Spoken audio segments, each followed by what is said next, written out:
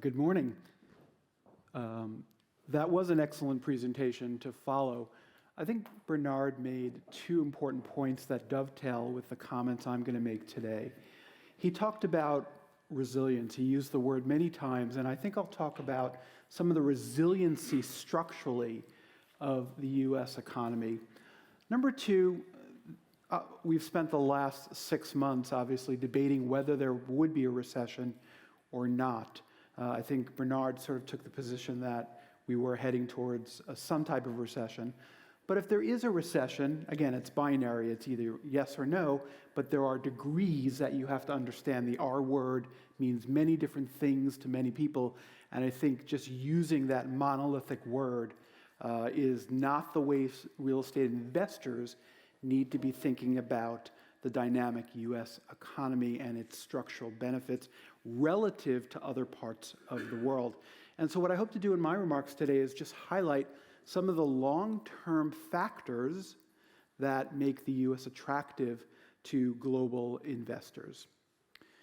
Resiliency certainly is, again, a word that Bernard used, and I want to show you how resilient the U.S. labor market has been during this relatively short business cycle compared to other periods where we've seen financial stress, the great financial crisis, and other periods of recession. And you can see that relative to the 2001 and the 2008 recession, the recovery in labor conditions in the United States were extremely sharp.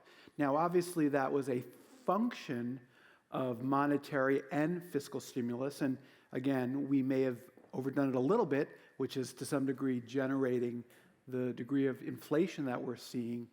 But in addition to the resiliency of the U.S. labor market, it's important to understand that U.S. labor is flexible. We don't tend to have, on the upside or the downside, depending upon whether you're labor management, we don't tend to have a lot of the constraints that many countries have. So at-will employment, mobility of labor, these are all factors that tend to work during an expansionary period.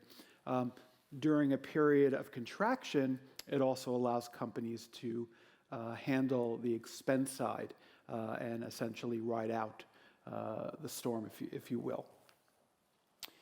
We also have, on a long-term trend, and this is one of the biggest arguments for the U.S.